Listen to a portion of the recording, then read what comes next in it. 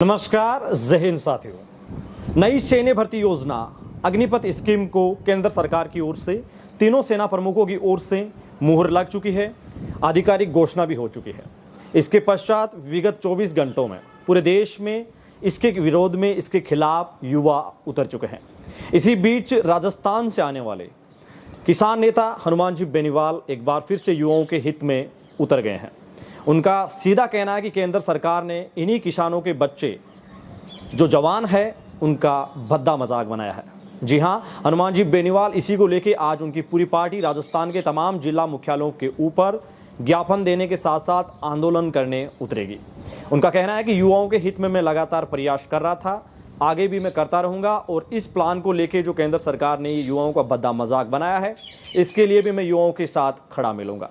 हनुमान जी बेनीवाल ने प्रमुख तौर पे बातें कही कि अगर 4 साल में किसी युवाओं को भर्ती किया जाता है, इन युवाओं को जो भर्ती करने के पश्चात अगर आप बाहर निकालेंगे, वहां आप तो इनको हथियार चलाने की प्रशिक्षण देंगे, बाहर आके युवा क्या करेंगे, क्योंकि इसकी भी कोई गारंटी नहीं है कि बाहर आते ही वो 75% जो कैंडिडेट्स है वो जॉब में लग जाएंगे। तो उन्होंने कहा कि ऐसे में गैंगवार बढ़ने की भी निरंतर आशंकाएं बनी रहेगी और उन्होंने सीधा कहा कि केंद्र सरकार ने ये जो निर्णय लिया है ये बिना किसी युवाओं के बीच समीक्षा के लिया गया है। साथ साथ हनुमान जी बेनीवाल ने कहा कि वो संसद को भी घेर सकते हैं। उन्होंने कहा कि मैं सभी सांसदों से लगातार इसके बारे में कंसर्न कर रहा हूं और कैसे भी करके युवाओं के इस हित में एक बार सरकार को पुनर्विचार करने पे मजबूर करने के लिए हम बाध्य करेंगे, कोशिश करेंगे। साथ साथ उन्होंने कहा कि मैं अकेला पर्सन ऐसा हूं जो पूरे हिंदुस्तान में इस प्लान को लेके सबसे पहले विगत 2 साल में 6 से ज़्यादा बार मैंने संसद में ये आवाज़ उठाई है। साथ ही हनुमान जी ने कहा कि उन्होंने लगातार रक्षा मंत्री जी से भी इसमें 2 से अधिक बार खुद वो उन्होंने निजी तौर पे मुलाकात की, प्रधानमंत्री जी के समक्ष भी ये बात रखी। वहीं दूसरी ओर उनका कहना है कि जो डेलीगेशन जो मिला था हनुमान जी बेनीवाल का रक्षा मंत्री जी से, उस डेलीगेशन का मैं खुद भी सदस्य था। उस डेलीगेशन के दरमियान रक्षा मंत्री जी ने 3 बातें मुख्य तौर पर कही थी, जिसमें एज की छूट के मुद्दे पर उन्होंने कहा कि सरकार कंसर्न कर रही है, ये बिल्कुल बहुत इंपॉर्टेंट मुद्दा है। नई पॉलिसी के साथ साथ उन्होंने ये कहा कि पुरानी जो ओल्ड रिक्रूटमेंट पे रोक लगी हुई है हम उसी पॉलिसी के आधार पे करवाएंगे। उन्होंने कहा हनुमान जी बेनीवाल ने कि सभी बातों को अवहेलना करके केंद्र सरकार ने बड़ा कुठाराघात युवाओं के साथ किया है। इसके लिए हम जितने प्रयास होंगे उतने हम करते आए हैं और करते भी रहेंगे। इसको लेकर हनुमान जी बेनीवाल से हमारी भी फ़ोन पे वार्ता हुई। उन्होंने कहा कि युवा जिस दिशा में निर्णय लेंगे हम उस निर्णय के साथ खड़े मिलेंगे। युवाओं से उन्होंने अपील भी की कि लोकतंत्र में आपको प्रदर्शन किसी भी विषय वस्तु के ऊपर अपने अधिकारों की रक्षा, अपने अधिकारों के हित की रक्षा के लिए आपको जो अधिकार प्रदत्त हैं उन अधिकारों की पालना करते युवा आगामी निर्णय ले। साथ साथ उन्होंने कहा कि युवा जो विशेष तौर पे जो कुछ बातें हैं उनका विशेष तौर पे ख्याल रखें। कानूनी प्रक्रिया के ऊपर उन्होंने ये भी कहा कि जो आपको अधिकार मिले हुए हैं आप उन राइट्स का पूरा इस्तेमाल करें। क्या पता जिस चीज़ के लिए हम निरंतर प्रयास कर रहे हैं वो प्रयास सफल हो जाए। वहीं दूसरी ओर उन्होंने सवाल भी उठाए कि देश में बाकी सांसद, देश में 700 से ज़्यादा सांसद हैं और राज्यसभा और लोकसभा दोनों की अगर बात करेंगे तो ये संख्या 900 के करीब जाती है। आखिरकार वो सांसद सदस्य क्या कर रहे हैं, ये बड़ा सवाल उन्होंने उठाया कि किसी भी सांसद में इतनी भी हिम्मत नहीं है क्या। उन्होंने कहा कि विपक्ष में 300 से ज़्यादा सांसद, 400-500 करीब सांसद बैठे हैं दोनों सदनों से, क्या वो सांसद गहरी नींद में सो रहे हैं। साथ साथ उन्होंने कहा कि प्रदेश की सरकार भी अभी इसके ऊपर किसी भी प्रकार की बात सामने नहीं ला रही है। इसका मतलब सबको अपनी राजनीतिक रोटियां सेकने का काम करना है।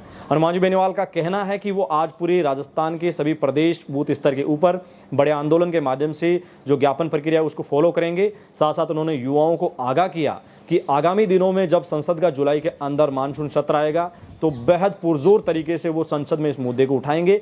और उनका कहना ये भी है कि इसके ऊपर एक लंबी चर्चा भी होनी चाहिए, क्योंकि इसकी समीक्षा के बिना इसको लागू करना कतई भी सही नहीं है। हनुमान जी ने जब हमने उनको कहा कि सर इसमें पहले तो ये कहा गया था 2 साल पहले कि इसको सबसे पहले ट्रायल बेस पे लिया जाएगा, 1000 जवानों की और 100 ऑफिसर्स की भर्ती की जाएगी, उसकी विजुअल देखने के पश्चात इसके ऊपर आगामी निर्णय लिया जाएगा। तो उन्होंने कहा कि लोकसभा के अंदर, और उम्मीद ये है कि उन्होंने कहा कि मैं निरंतर उनके संपर्क में हूँ, बेहद जल्द उनसे मुलाकात करने का भी मेरा प्रयास रहेगा और सरकार के समक्ष ये आवाज़ भी रखूँगा कि इससे आपको ही नहीं बल्कि पूरे देश की जो सेना है, जो जनमानस है, देश की जो जनता है, ये इसको कभी भी सहन नहीं कर पाएगी। क्योंकि 4 साल में संविदा पे सैनिक, ये एक तरीके से हदों को पार करने जैसा है।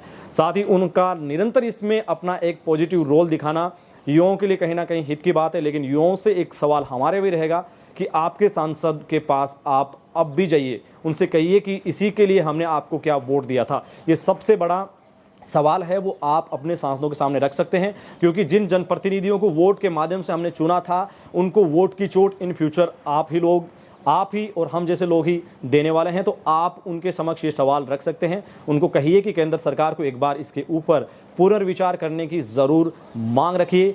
हो सके तो इसको वापस नए सिरे से वापस जो पुरानी जो सेना भर्ती की जो प्रणाली है उसमें वापस डाइवर्ट करने का प्रयास कीजिए। साथ साथ सभी सांसदों से इस बारे में अवलोकन करवाइए कि आपका आर्मी एग्जाम इनरोलमेंट रिजल्ट जो रुका हुआ है उसके ऊपर जल्द से जल्द केंद्र सरकार संज्ञान ले।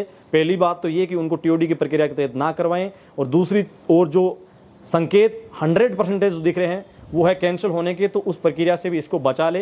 ये सारा का सारा काम आपको पता है आपके जनप्रतिनिधियों का है, और युवा जिस तरीके से देश की सड़कों के ऊपर उतरे हैं, देश के नुमाइंदे इनकी ओर ज़रूर देखें।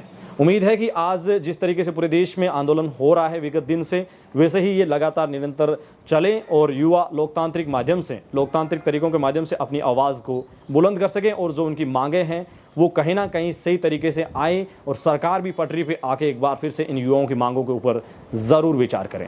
आप देख रहे थे AD army point. Hanuman ji Beniwal इसके लिए जो कर रहे हैं, इसको लेके आपकी क्या राय है हमें कमेंट सेक्शन में ज़रूर बताइएगा। आपके सांसद इस विषय के ऊपर क्या कह रहे हैं वो भी हमें कमेंट सेक्शन के माध्यम से ज़रूर बताइएगा। वीडियो के अंत तक बने रहने के लिए पूरे एडी आर्मी पॉइंट परिवार का दिल से शुक्रिया। आपके सुझावों का हमें रहता है निरंतर इंतजार। अपने मेजबान धनेश को दीजिए इजाज़त। मिलेंगे एक और ताज़ा सटीक विश्लेषण भरे वीडियो के साथ। तब तक के लिए जय हिंद, जय भारत, शुक्रिया।